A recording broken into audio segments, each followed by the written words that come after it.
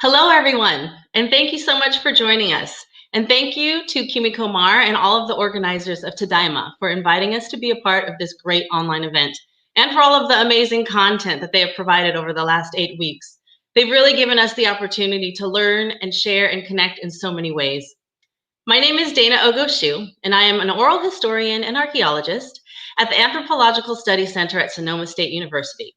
And I currently have the honor of working on the Topaz Toddler Project. Like its name implies, this project is about those who were young children while incarcerated in Topaz, Utah during World War II. This project revolves around several scrapbooks containing artwork created by children in the Topaz preschools. And each of these pieces of art contains the name of the child who created it, and in some cases, their birth dates. So we have embarked on a journey to find each of these toddlers, who today are in their late 70s and early 80s. These scrapbooks belonged to Tomiko Takahashi Sasaki, who would eventually become the Topaz preschool supervisor. And I'm going to let Joan Fujii, one of Tomiko's daughters, tell you more about the scrapbooks and how this project came to fruition. After Joan shares her story, her sister Ruth Sasaki will share with us a little more about their mother and the role she played in educating young children at Topaz. And after that, I will share more of what our project has accomplished and what we hope to achieve in the future. And then we will be joined by a few of our Topaz toddlers, who will discuss their art pieces and be available to answer any questions from you. So without further ado, I would like to introduce Joan Fujii.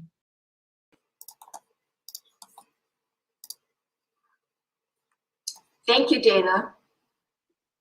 We found these scrapbooks as my sisters and daughter and I were clearing out my mother's things from her house after she died. It was a large house where we had all grown up and where my mother had lived for over 60 years. So it took us a long time to go through everything. At first, the furniture, household items, and clothing went fairly quickly. But then there were boxes and boxes of photos, letters, albums, birthday cards, and other keepsakes, and it took us several years to go through those. We wanted to look at every picture and read every letter. So it was in one of these boxes down in the basement labeled Topaz where we found the scrapbooks. The scrapbooks contained a collection of artwork from the preschool students at Topaz. There were crayon drawings, paintings, finger paintings, construction paper cutouts. The scrapbooks were put together by the other preschool teachers and given to my mother. One scrapbook was titled Preschool and Pre-Kindergarten, 1945, Topaz, Utah, to Mrs. Sasaki from Alice Okita. Each drawing in the scrapbook had the artist's name and age. The scrapbooks themselves were handmade, the pages carefully sewn together. The scrapbooks and drawings were in excellent condition, having been stored away undisturbed for 60 years. But we wondered about these toddlers. Who were they? Are they still around? Would they remember making these drawings? You know, we knew we had found something precious, and we wondered about how we could share them with others, especially the artists. And shortly thereafter, in spring of 2017, I was at a meeting with JSA, and Joe Sasaki told me that Dana Ogo Shew, an anthropologist at Sonoma State University, was putting together an exhibit called Creativity Unconfined. It was to be a collection of handicrafts from World War II Japanese-American incarceration sites. And Joe asked me if I might have something to share for the exhibit. So I told her about the scrapbooks that we had recently found, and she thought that Dana might be interested in them. So I met with Dana the following week at JSA, along with many other people who were sharing art and handicrafts from their families from camp. I actually ran into Judy Fujii, who was there showing her mother's sewing basket from Topaz with the spools and thread and needles all intact. So we were admiring each other's exhibit items. And at one point, Judy was looking through the photo album of the preschool toddlers, and she said, "There's George," her husband. So I'm sure she didn't know George when he was 3 years old, but she did recognize his picture in the preschool class photo. So there were a number of other reactions like that as Dana's exhibit was shown at the Oakland Asian Cultural Center. People were interested in learning more about the toddler art and in camp art in general. It was at that point, Dana and I looked at each other and said, wouldn't it be great if we could find the toddlers now? They would also be able to see their art and we could all meet each other. You know, we have the artists' names and ages. All of the drawings were made between 1940 and 1943.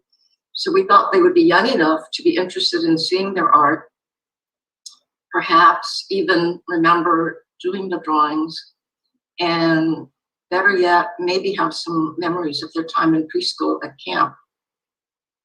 Well, it took us over a year to get started on the project. But in the meantime, my husband and daughter and I had gone to the Topaz Museum grand opening in the summer of 2017. And then the following year, our whole family went to the Topaz Museum for a get-together in May 2018. And at each visit, we met many people who had been incarcerated at Topaz, and some had been toddlers, others had been older. For many, they were going back to Topaz for the first time since they were incarcerated. And for many, they were there with their children and grandchildren who were curious to learn about their parents' and grandparents' experience during the war. Many people wanted to talk about their memories of camp. Because they were mostly children or teenagers, their memories of camp were very different from the memories of my mother and her generation. For my mother's generation, who were all adults at camp, they understood the hardships of losing their freedom, of the suffering, the uncertainty for the future, and worrying about their aging Issei parents. They often did not want to talk about camp and did not want to go back to visit. By May of 2018, Dana had produced a flyer listing the names of all of the toddlers we were looking for, along with some of the artwork. And we distributed these flyers through our community networks. Dana had sent Jane Beckwith, the director of the Topaz Museum, a copy of the flyer to post in time for the summer visits to the museum. Jane later reported that a woman who was visiting from Chicago with her friends saw Dana's flyer, saw her father's name on the flyer, and burst into tears. Her father, David Shida, had already passed away, but she contacted Dana, and Dana was able to send her a picture of her father's drawings. As Dana began hearing from other Topaz toddlers, we got very excited about the possibility of actually meeting them and hearing their stories. In December of 2018, we had a get-together at JSA for, I'd say, 9 or 10 of the toddlers that we had found, and their families and friends who attended. We showed them the scrapbooks and reunited them with their drawings and took many pictures of them. So Dana located many more toddlers after that, and we had several small get-togethers to show them their art. She and Ruth and I got to meet many of them and enjoyed listening to them share their memories. We found that at each of these small get-togethers, they all loved the most the fact that they could meet each other and really talk about some of their recollections at camp, even though they were so little. At one of these gatherings, we talked about having a reunion in Delta at the Topaz Museum for all the toddlers to be able to meet and see each other's art. We actually had a date set for the get-together. It was June 27th of this year. Of course, that didn't happen. So we're grateful to Kumar for inviting us to participate in virtual pilgrimages. We hope many Topaz toddlers are able to see this presentation, and we hope that at some point we'll all be able to meet in person at Topaz. So before Dana tells of her search for the toddlers and introduces us to some of the toddlers and their art, my sister Ruth has prepared a presentation of my mother's story before, during, and after her time at Topaz. Thank you. After my mother died in 2011, my sisters and I were clearing out boxes in the basement of her house in the Richmond district in San Francisco when we found one labeled Topaz. In it was a worn photo album, along with papers, letters, a few mementos, and simple scrapbooks of paintings and drawings by preschool students in camp. We knew that my mom had been in Topaz and that she had worked in the preschools. We knew that she had graduated from UC Berkeley in 1939 with a degree in education. What we didn't know was that in 1939, public schools in California were not hiring Asian American teachers, which is probably why she was hanging out with Nisei friends and working in her parents' retail store, the Kisan Company on Grant Avenue, when the war began. My mother was 23 years old when her family was incarcerated in Tan Fran Assembly Center in April 1942. In Tan Fran, 2 graduates of Mills College, Kei Uchida and Grace Fujii, were concerned about the younger children in camp and called a meeting of internees who were college graduates to talk about organizing preschools. Tomi, my mother, and Takako Tsuchiya became co-leaders of one preschool, working with 2.5 to 5-year-olds. When everyone was transferred to Topaz in the fall, they had to start from scratch. In a memoir my mother wrote in her later life, she recalled, "When we arrived at Topaz Relocation Center, I was chosen to be the head teacher of the preschool in Rec Hall 9. The recreation halls where we held the school were empty barracks. We had to put pictures on the walls. We had to take the children out of the building to go to the latrines. This was very difficult during the dust storms and icy winter weather. But we provided a well-rounded program of activities, and the children soon became adjusted and happy." When Kay and Grace received permission to leave camp in June 1943, Grace settled in the Midwest and Kay on the East Coast. They chose Tommy to take over for them. My mother's family lived in Block 4. From the preschool and elementary office in Block 8, highlighted in blue, my mom recalled having to visit each preschool located in Blocks 9, 13, 27, and 37, walking in the summer heat, through dust storms, and winter snow. She wrote, "I was now responsible for the preschool department, which included 4 preschools and 2 pre-kindergartens, teacher training, interviewing and hiring teachers, teachers' meetings, the running of the schools, and parent relations." My mom wrote of the peculiar challenges facing children and teachers in camp. A concentrated minority group forced to leave their homes with minimum essentials to lead a life of existence, to settle in an entirely new environment, a new type of daily living, facing the problems of this adjustment in a community far removed from other communities. These circumstances gave rise to difficulties in family life, emotional upsets, and instability in the family. She saw the camp preschools as a place where the children can let themselves go, to express themselves freely in their individual ways, and yet to gain the experience of playing with other children of their own age, learning to respect the rights of others, learning to get along with others. The preschool age group is a group during which rapid development takes place, and it has taught us to be alert, treating each child as he is today, not as he was yesterday. My mom married my dad in 1943. After the war, with glowing recommendations from Topaz school administrators, my mother found work at preschools in San Francisco. She remembered returning home from work at 6:30 and helping her mother serve dinner in 3 shifts to Japanese American friends and families who had gotten out of camp with nowhere to go.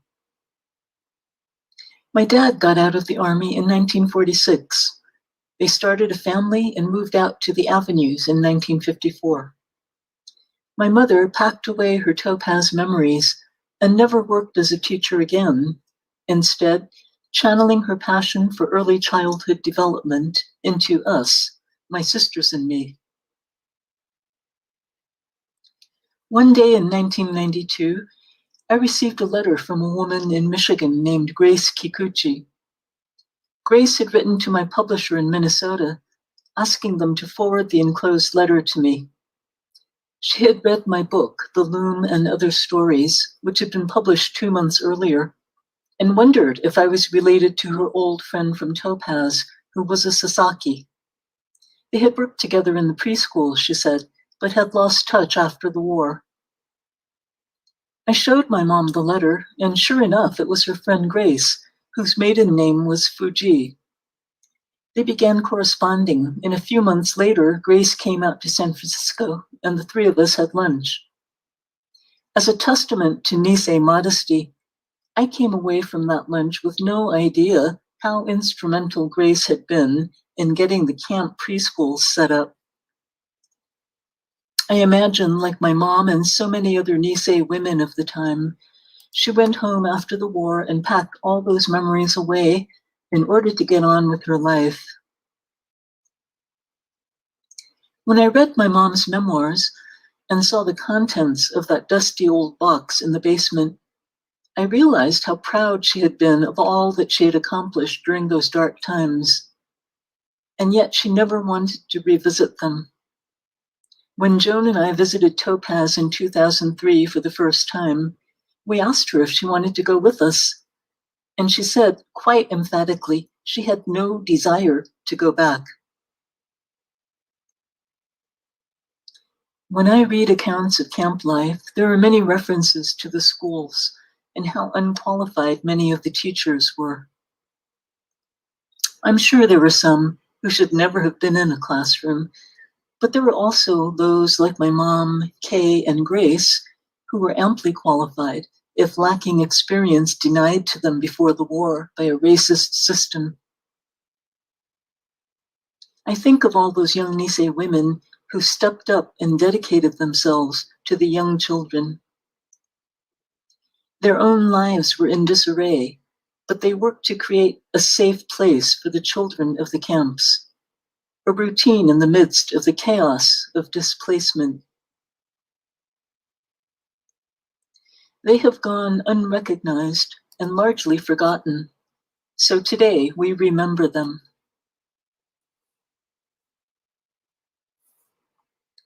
My friend Yaya Wada, who was 1 year younger than my mother would have been, once told me that she was starting to hear a lot of stories come out of the camps, but they were mostly stories told by the younger Nisei who were still around to talk about it. In other words, people who were toddlers or small children in camp. As young children at the time, they didn't necessarily have an awareness of the context or have any of the responsibilities of the older Nisei, and particularly the Issei. When asked what camp was like, many replied that it wasn't so bad. At first, Yaya had mixed feelings. She was glad people were asking questions and survivors were speaking out. But at the same time, she was worried that the picture of the camps that emerged would be far rosier than the one she remembered. But then she said, if the kids thought camp wasn't so bad, maybe we did a good job. Thank you so much, Ruth and Joan, for giving us a better understanding of your mother, education at Topaz, and a little background on this project. And so now that everyone knows how this project got started, I'd like to share a little bit about what we've accomplished thus far. There were 72 names of children in the scrapbooks. Some of the children have more than one drawing or painting, so there are far more than 72 pieces of art. And to date, we have been in touch with 29 of these toddlers or their family members, and that includes the son of someone who just emailed me yesterday. So thank you so much. I think that it's great that we're still getting all of these this feedback in, and Tadaima has been great with helping us get the word out. As Joan mentioned, during our first event in 2018, 10 of these toddlers were able to view their art in the scrapbooks and be reunited with classmates from a time that eluded many of their memories. We do have a slideshow and some photos of this event. And I think that Joan and Ruth would agree that it was a truly rewarding experience. Just watching the various reactions of the toddlers as they had a look at the masterpieces they created 75 years ago. And it was after this successful event that we decided that we wanted to do more than just find all of these toddlers. We also wanted to capture their stories, to share their art, and reveal the bigger story that these seemingly simple and innocent works of art can tell. So we plan to do an exhibit at JSA in Emeryville, and we began recording video oral histories and photographing toddlers with reproductions of their art pieces. Jill Shiraki in JSA, as well as Jim Nagaretta and the Japanese American Museum of San Jose, generously offered their meeting spaces to us for several of these recording and portrait events. And these portraits and stories were to be the focus of the exhibit. And we were moving full steam ahead, scheduling more interviews when the pandemic hit. So we canceled all of our in-person meetings and put the project on hold. But after this brief pause, just a brief pause, we've adapted and shifted in order to move forward and keep everyone safe while still continuing to tell this story.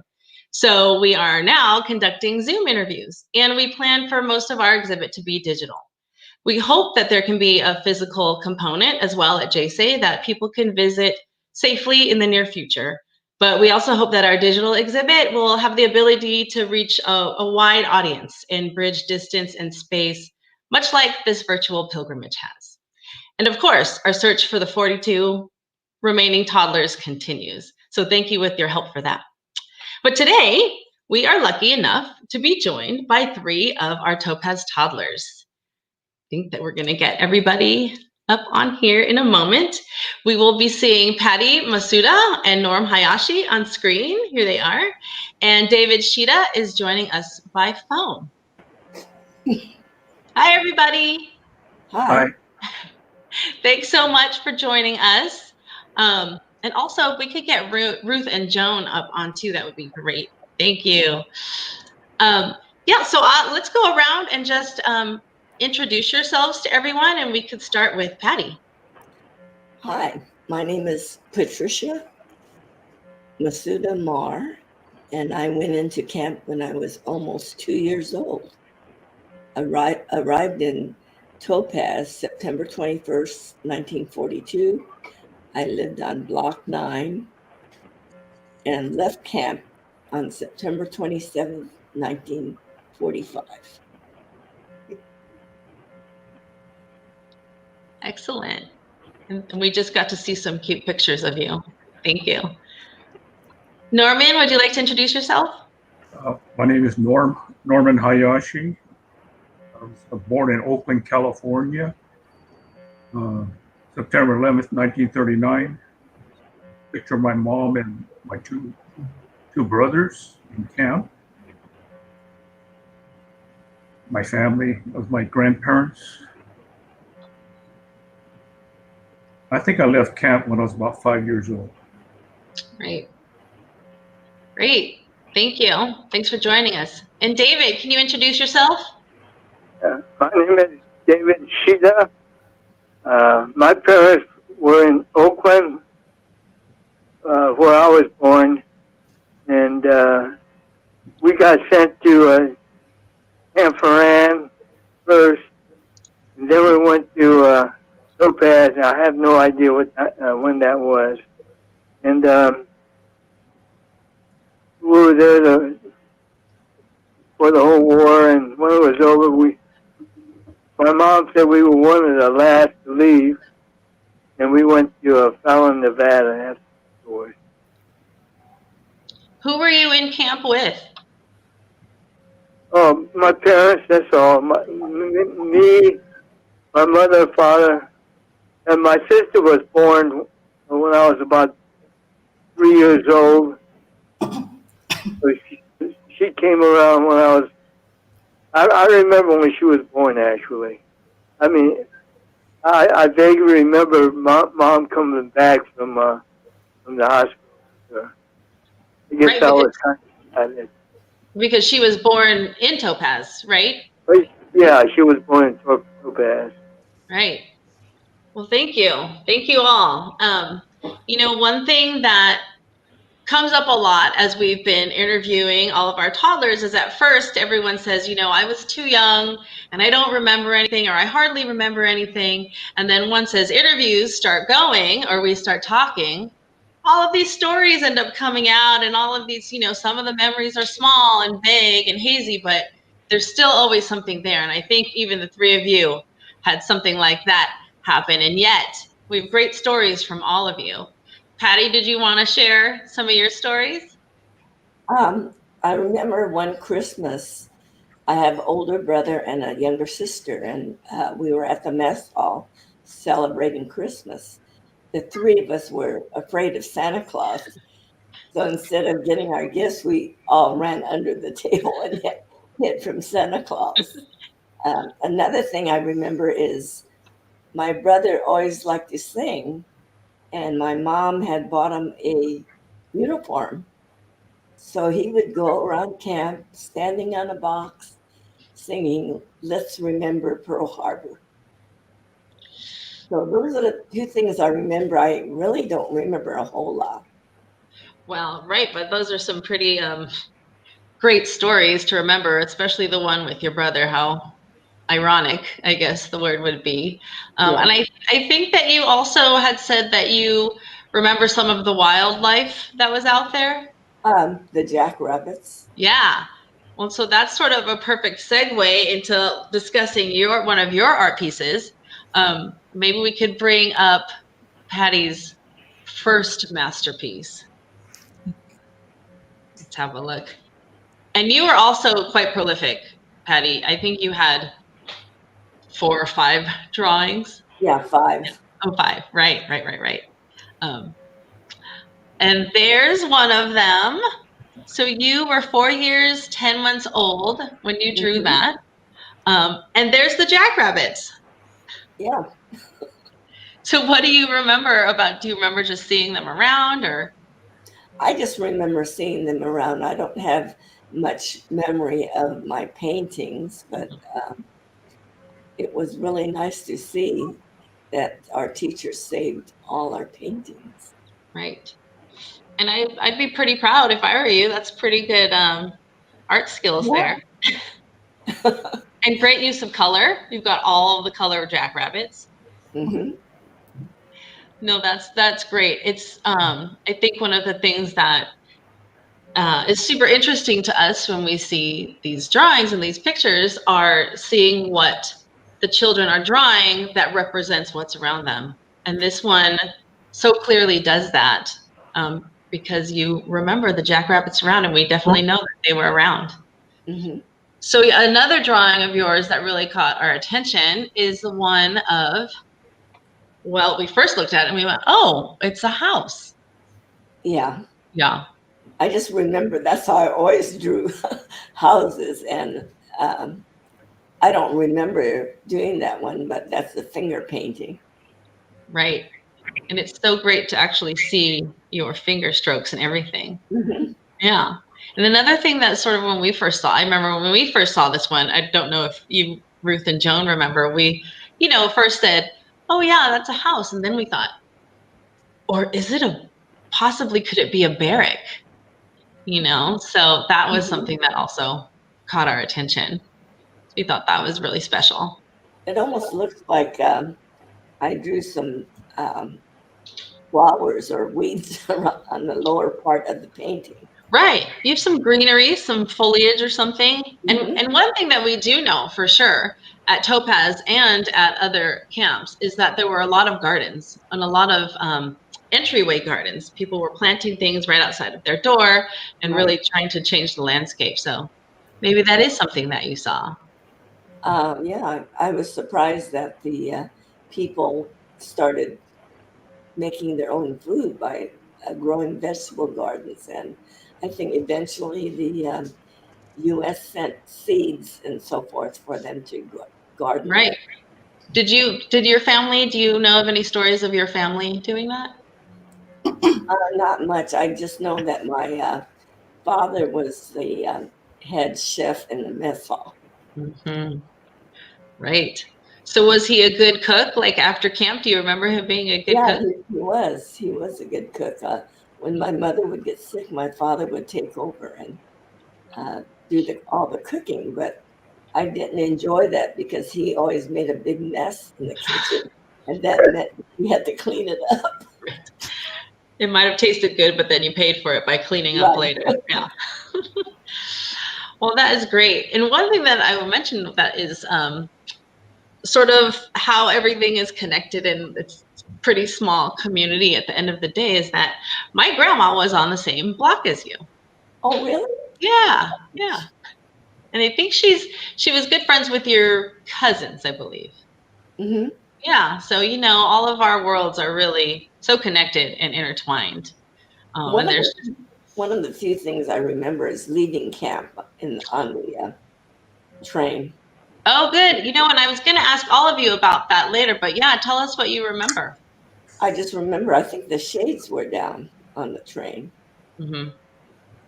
Which is interesting to happen on the way home. I know that happened a lot on the way in because government didn't want anyone to know where they were going, but interesting that it happened on the way home. I think one of the reasons why I remembered leaving it was I was born in September, and I remember my 5th birthday. You know how kids are remembering birthdays, so that's why it sticks in my mind. Oh, right. So leaving and returning home was your birthday present, I guess. Right. Yeah. Yeah. Oh, how interesting. Well, thank you so much for sharing. We'll get back around to you, I'm sure. And I want to mention to everyone that feel free to send in questions or comments in our comment section, and we'll definitely try to get to them before our time is up. So Norm, I know that you've got some memories, some stories as well. One of them pertains particularly to preschool, which is great. Oh, yeah. I remember the taste of milk and graham crackers. The richness of the milk, because we drink non-fat milk now, so I don't know.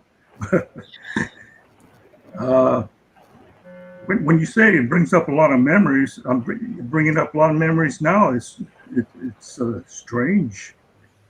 One of the things I kind of remember is it seemed like I'm instructed to do a lot of things, little things, kids are taught to do, so we did it. What kind of things do you remember?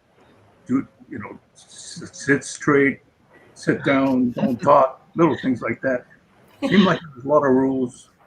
Oh. Like, my memory is just a lot of people, a lot of noise, a lot of uncomfortable conditions, like heat. Yeah. A lot of women. And when I look at all your pictures of the class, it seems that there seems to be this portion of more young girls than guys, because I don't remember playing with guys my age. Hmm. But I had my brother, so I don't know.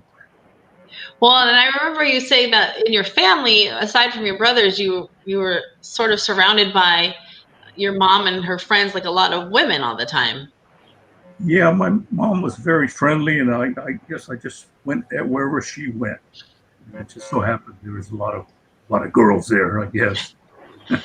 Yeah, so you got a lot of attention from all the women. Yes. Yeah. No, we think that's cute, but yeah. And then all of the teachers were at the preschool, at least where you would have been, were all women too. And so these instructions that you're talking about, are you recalling that from school, or is that from like your parents? From my parents and everything around. I wasn't scolded a lot. It just seemed I had to be told to do things. As most kids do, so that makes sense. Yeah. Well, it'd be great. Let's have a look at your drawing now. Ta-da! What can you tell us about that, Norm? What a mess. That's what it looks like. And I kind of think I was told to fill the page or something. I don't know. Well, early on, I think when you first had a look at it, you thought that maybe those could be eyes, or it looked like eyes, or fish, perhaps. Yeah. Eyes. And when I was looking at it a couple of days ago, I noticed there's some colors. It could have been like some kind of landscape beginnings of, I don't.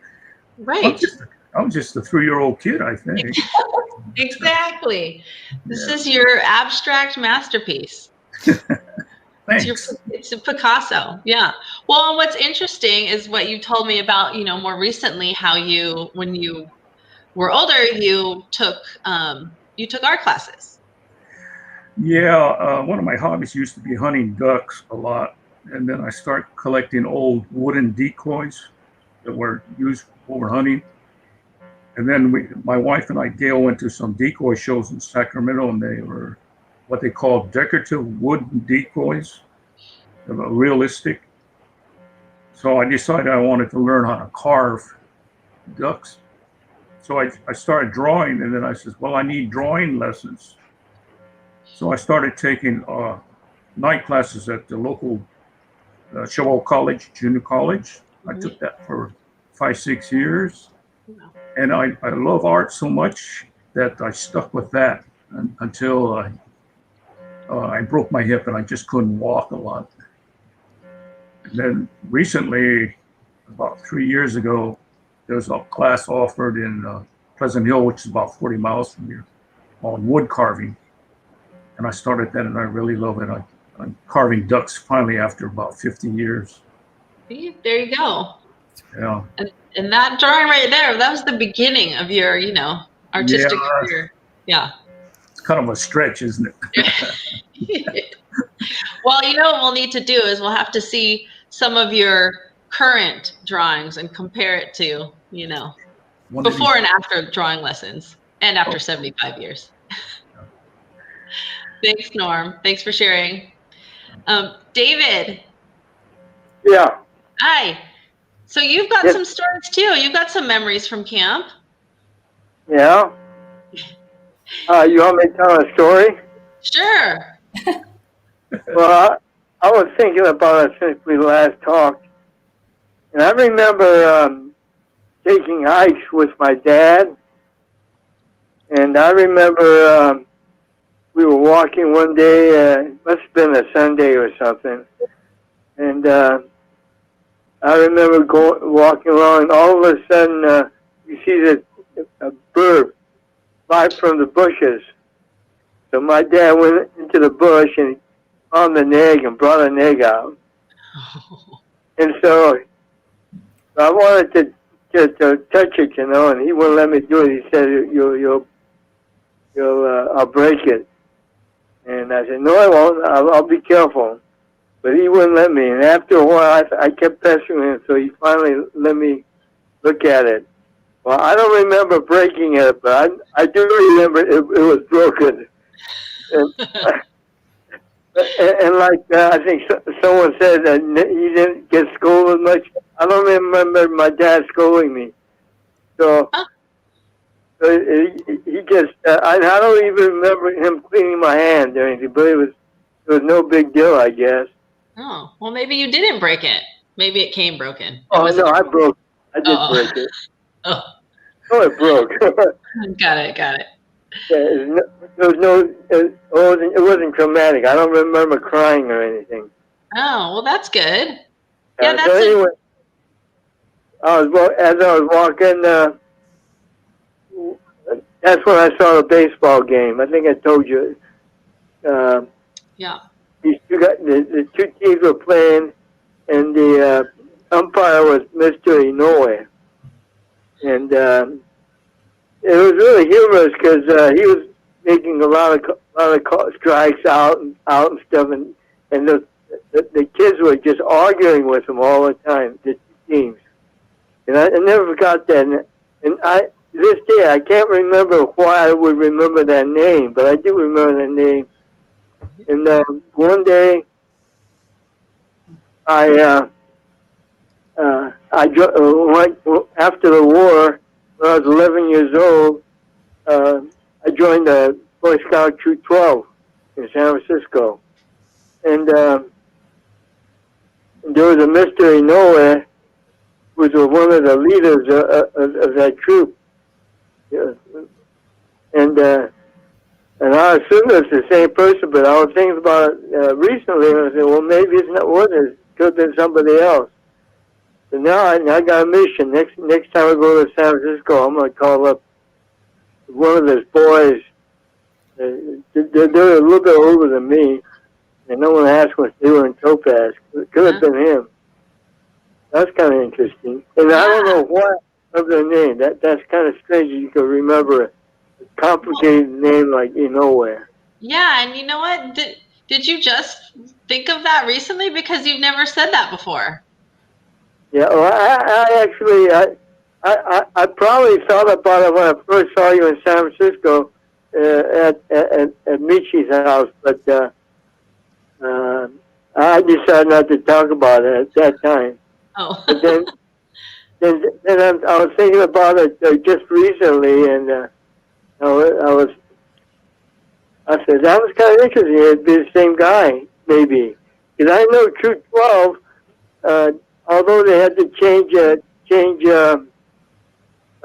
districts or something because they went to Utah, and Troop 12 was reorganized at Topaz.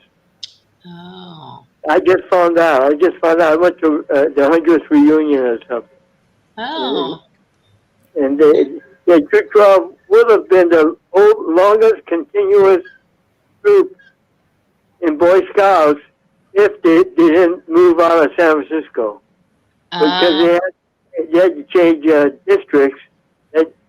That made it, they had to kind of close the San Francisco branch, start the Utah branch, and come back to San Francisco and restart the San Francisco branch. So, so there was a gap.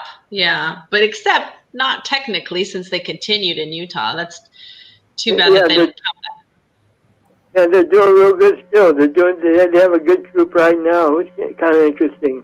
The oldest troop in San Francisco, I think, was the Chinese troop, but they kind of dissolved recently, I understand. And there's a Japanese guy, ex-Troop 12 guy, that kind of a adult leader like a Boy Scouts, and he's trying to get those guys to reorganize so they don't continue. Yeah. Oh, that would be great. Yeah. Yeah. Well, so it's also interesting that you remember, I think that you talked about walking by that baseball game before, but you didn't talk about the details and how all of the kids were arguing with him. Is that like something that you remember happening all the time? Well, that's the only game I remember. But yeah, no, they were having fun arguing. It was really interesting. What struck me was these are kids arguing with an adult, and I thought that was, wow, I didn't know they can do that, that kind of stuff. Right. Gutsy, yeah. Oh, funny. Yeah, I thought about later, I said, yeah, they were just having fun, that kind of stuff. Right. Well, and baseball was a big activity, definitely at Topaz and at other camps too. So that's great. Apparently it was big in all the camps, yeah. Yeah. Right. It was a big pastime for everyone.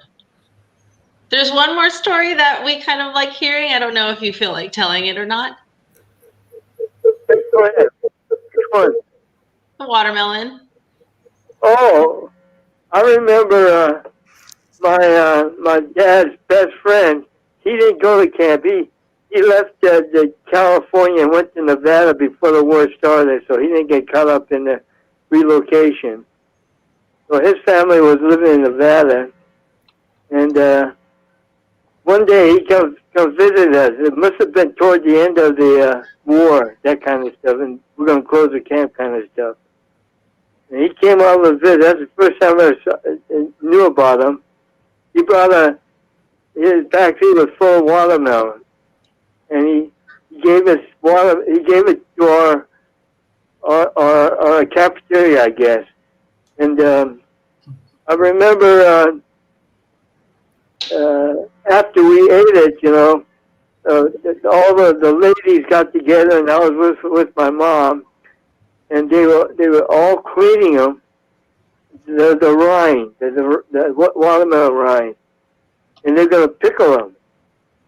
And I'm a little kid. I love to eat that skimmer stuff, and so I was really excited.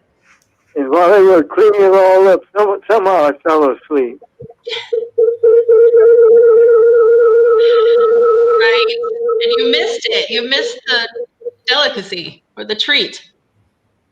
Yeah. What happened? I fell asleep, and so when I woke up, I said, "Well, where's the watermelon rinds?" And they told me, "Oh, it was all eaten up." That's what my mom told me. But so I was really excited about the whole thing. I don't eat much. I'm a very picky eater at that when I was a kid, and I missed that food. I really wanted it. I was really disappointed. I think, but anyway, here I was all my life, from that point on, I've always wanted to eat watermelon rind, and no one ever heard of it. No one knew anything about those things. I kept describing it, to all of my friends, camp friends or Japanese Nisei friends. no one ever knew about it until I got to Japan. And when my grandma asked me, what would you like to eat? And I said, I want watermelon rice. And she didn't know what I was talking about. And I explained it to her, you know, and she had a queer look on her face. I said, well, that's what I want.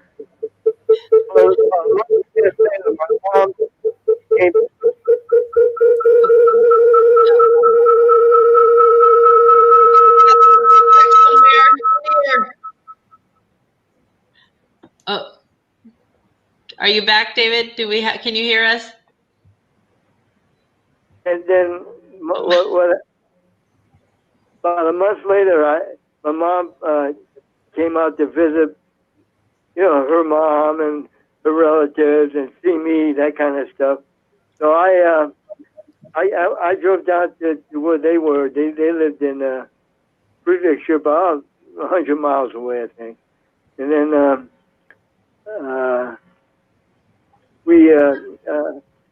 I asked her about that. I asked my mom. I said, "Could you explain to Grandma about the watermelon rinds, you know?" And she did the Japanese. She and my grandma did the Japanese look. You know, they had their head down and they kind of pretended like they didn't hear me and all that. So I kind of knew. I knew exactly what that meant. That meant Japanese don't eat watermelon rinds, and we must have been hungry or something. I don't know. Well, but, that I think, you know, when you were telling this before, it was they felt sort of shame and embarrassment about it. Of course, it wasn't anything that they should have felt that way for, because it wasn't their fault. But it's so interesting that, you know, to you, it was this delicacy and something special that you were searching for all your life, when really it was a testament to the times. I don't bring it up anymore. I don't talk about it too much. Yeah. Once within the family, I might bring it up or something. Right. But, well, thank you for sharing it with us. We appreciate that. Yeah. Yeah. You know, we're going to have a look at your picture real quick, your drawing. Oh, that's good. I hope everybody appreciates what I was trying to do. You know, it's called modern art. They didn't know about modern art in those days. Exactly. It was undervalued, but now we know. You know how special this is.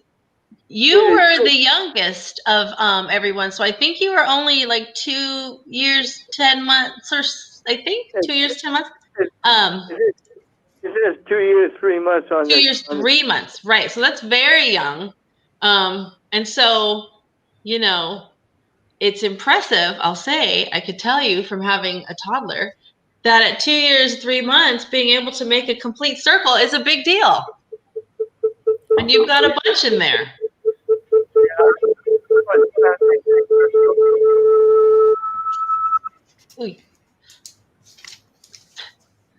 Oh, I think that we've got some feedback on David's end, but we had talked about this earlier, and it was we were all impressed to see that a 2-year-old could make complete circles, and we liked his color choice. So we're really proud of that and impressed by that. And it does look like we have a question for all of us, and they're wondering what it has been like to reconnect with other Topaz toddlers. So Patty and Norm and David, how did you guys feel? I know that, you know, Patty and Norm got to come to that December 8, 2018 event where the 10 toddlers were there. And actually the best thing about Norm being there is that you were just there sort of as, you know, an audience member, right? And then we threw up the list and you saw Makoto Hayashi on there, right? And you said, "That's me." Yeah, it's just strange because growing up, I really wasn't interested in my past. I was just too busy. And actually, I didn't have any Japanese American friends until I was 19 or 20.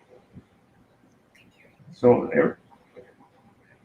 these little things came up. I just went to this when you got these artwork together. I was just interested in what kids did in camp. I didn't expect my name to be on there at all. Well, and I didn't, I've known you before. We worked on a different project together about Japanese flower growers.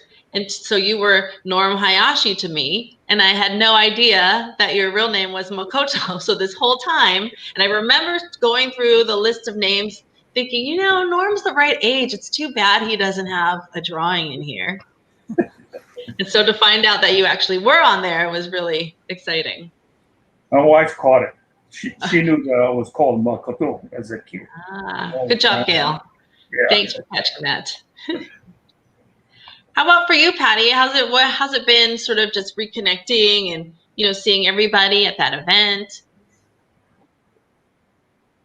It just makes it more real. It's years and years ago, and I haven't thought about that at all. So it brings memories back. Right. And you have quite a few good stories from your family.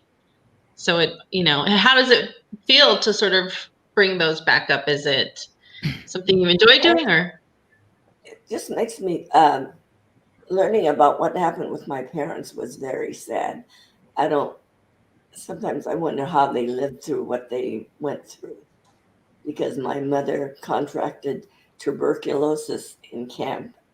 And so at the beginning, we were with my mom and dad, but later on when she became ill, my grandmother on my father's side took care of us. Mm-hmm. And then my dad, I don't know what period of time it was, but he went out of camp and worked to send money home to us. So it was a hard time. And not seeing my mother, we went to the hospital and we would see her through a screen. Yeah. Yeah. Yeah, I mean, that would be a hard situation no matter where you are, but probably made it much harder being in barracks and in right. Camp. Yeah. And my mother said it was difficult for her because when she went into camp, she had a 6-month-old, a 1.5 years, and a 3-year-old. So she had 3 toddlers. Yeah, that's a lot of work for yes. Sure. Uh-huh. Yeah, and it's impressive how they got through all of that. Yeah. We have a question about whether families were allowed to go to Delta for day trips, and what, if any of you have seen it, what you think of the town of Delta now and the new visitor center.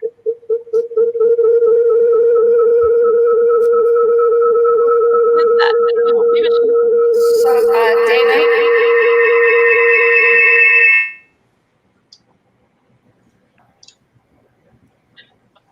Sorry, go ahead, Joan. I think we can hear you. So I know that people were able to. I think you're the reverb, Joan. Okay. We want to hear you though. Do you have headphones? If you have headphones and you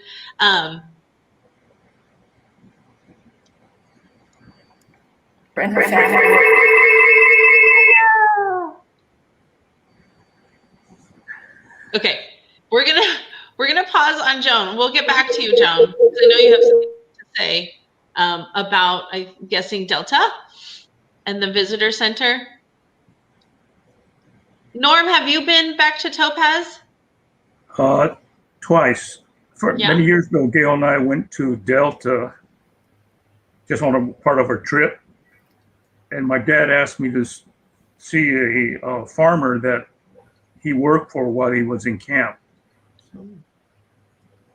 But I think Gail and I were kind of surprised how desolate it was, so far away of everything. And all there was at that time was some kind of placard on a stone. The museum wasn't existing yet.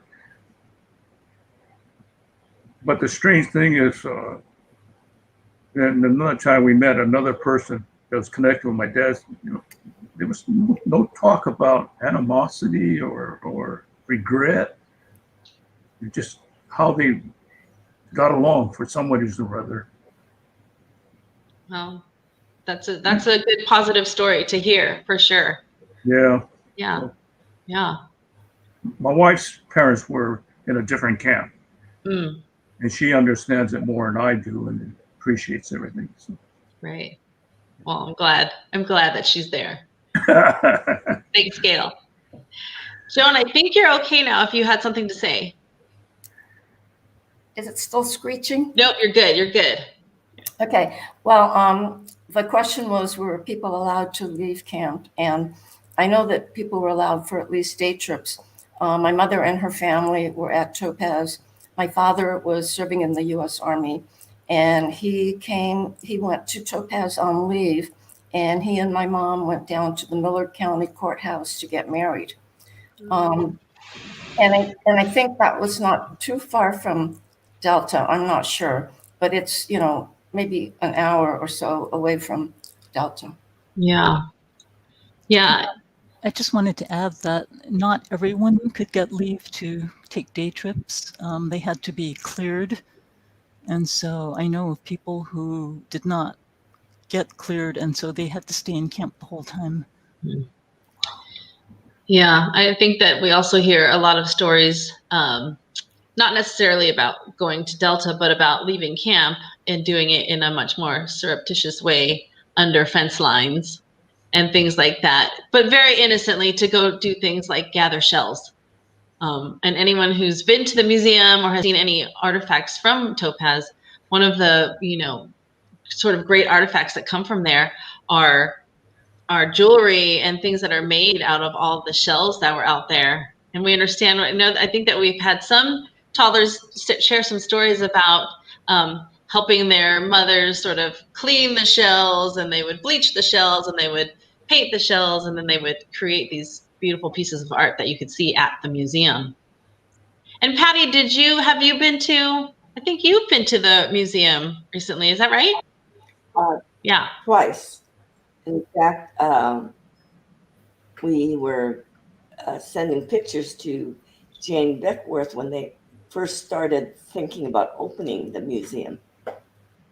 Oh, and I was going to tell you something about the shell jewelry. Yeah. They were really beautiful.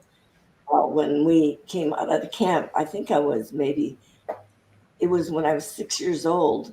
I was a very generous child. So I got a hold of all of my mother's shell jewelry and gave it away. Oh, no. I was counting out one for you. To all of your friends? Yeah. I never got it back. Oh, no. They probably had no idea, sort of what that means now. Maybe some people kept it. That would be amazing. Yeah. Very generous of you. Tragically generous.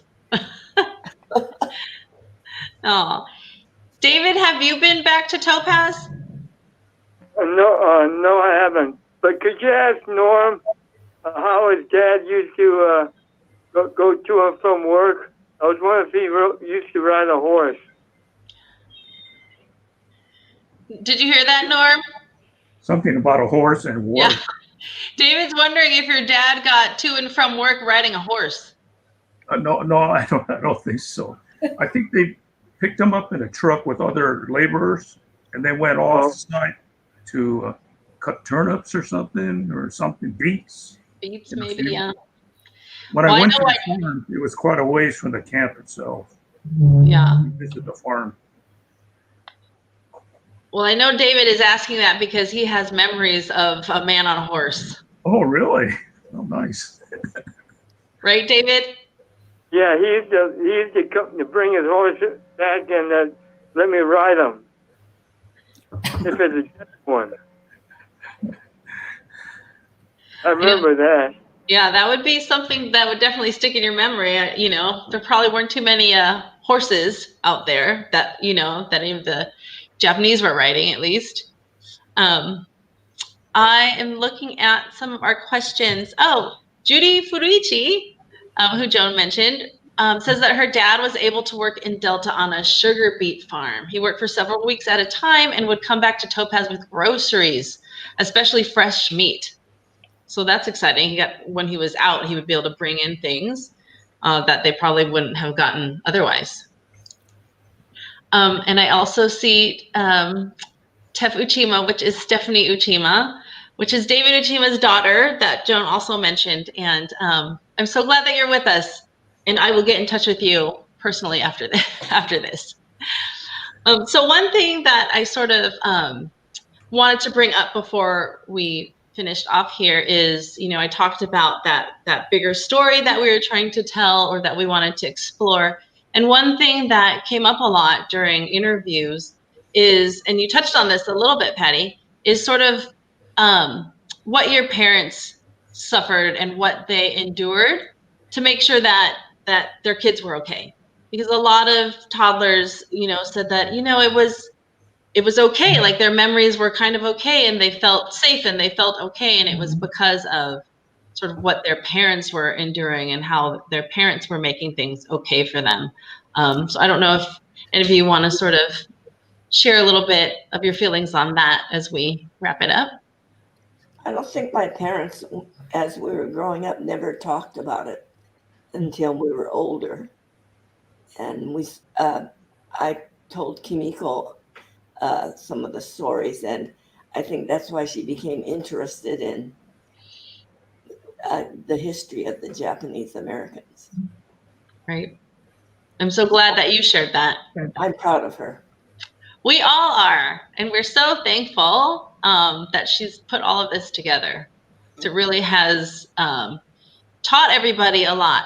So thank you. So thank you, Patty, for instilling that interest in Kimiko. Really, this is all thanks to you. Thank you.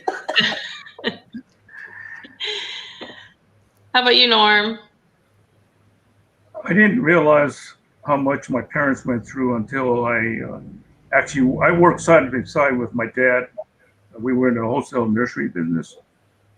And later, I don't see how actually they managed to come through, because I remember coming out of camp and going through our property, which we still had, and all the metal stuff was taken out, all the glass broken, and they built that up again part-time. And they never complained to me later. But, we had a couple of natural catastrophes when I was with them. And, you lose your income for half a year to a year, and they lost it for what, 3-4 years or more. I just don't see how they did it, actually. I don't know if there was a low interest loan by the government or how they came out. I don't know. Yeah, it's amazing to think about, especially now, as some people are dealing with sort of the same thing. But, that Nisei generation, like you said, didn't complain about it. They just figured it out, and they worked so hard. And it's incredible and inspiring to us. So they simply didn't talk about it at all. Right. I didn't know there was a problem, Right. And I think that was part of them sort of protecting their children too, trying to make the best for you guys. Right. Yeah. David, what are your thoughts on that? Oh, I don't know. I do like to thank everybody for putting this together, and yeah, one of these days I'd like to maybe we all get together or something. I'll be willing to fly out if you guys are going to have some kind of a reunion. That's the hope. When it's all safe, we would love to do that. We'd love to all meet at Topaz, actually. In fact, if there's a trip to Topaz, I hope I renew some acquaintance with some of you guys. Some of the guys that was in my same class. Yes, no, that would be great. That's exactly what we want. We want to reunite everybody. And if it's at Topaz, that would be all the more special. So I thank all of you guys for being a part of this and for participating and for being willing to share all of your memories and your family histories and your amazing artwork. We really appreciate it. And we really, we're excited to tell this story, but the story is yours. And so without you, there would be nothing. So we really appreciate that. And to address some of the questions about the actual artwork and the project, sorry that we did not have sort of more images or more or video of the actual books. But when we do come out with an exhibit, a digital exhibit, we'll make sure to include that. They're very precious and they're old. And so, we're trying our best to treat them with care and not bring them out and bring them around too much. But we definitely will include sort of images of those original books as much as we can. Did you have something to add to that, Joan? No. Sheila had asked that question twice, so I just wanted to make sure that it was answered. We'll make sure you get to see it, Sheila. So, tune in, everybody stay in touch. And once we have an exhibit in whatever format that ends up being, we'll definitely make sure we share all of that with you. And yes, that exhibit will include much more of the children's art. We definitely, one thing that, we're not doing is we're not putting out there any of the art pieces of people we haven't contacted yet, because one of the most amazing things to see are people's reactions when they see their artwork for the first time. And so, right? Yeah. And so, we're working with sort of 29 images now, but we'll definitely share more of those with you. And I think at the end of this, we'll go ahead and throw up the newest flyer that has the names of people that we have been in contact with, as well as the people we're still searching for. There it is. So if one of those people is you, or one of those people, please make sure to get in touch with us. My contact information is up there at the top. So yes, we'd love to hear from you. This pilgrimage has given us sort of a lot of great publicity so far and has worked really well. And so we really appreciate everybody joining in on the search. And we appreciate all of you. And Joan or Ruth, do you have anything that you would like to add? No, thank you very much, Dana. This was just great. I mean, from the beginning, I wanted to meet the toddlers who drew those pictures. So it's wonderful having met some and then meeting some today. So thank you very much. Thank you for all your work. You did all of the work on this. No, that is not true at all. You guys have done plenty of work, and thank you for bringing the books to me. I think it was like such a wonderful. It's just meant to be, and I'm so glad that has happened, and we've had the opportunity to do this. So I thank everybody so much, and once again, thank you to Tadaima for giving us this opportunity to share, and stay in touch. And everyone's got my contact info out there now. So if there are additional questions or anyone wants information, please feel free to get in touch. Thank you again, and thank you to everybody for tuning in today.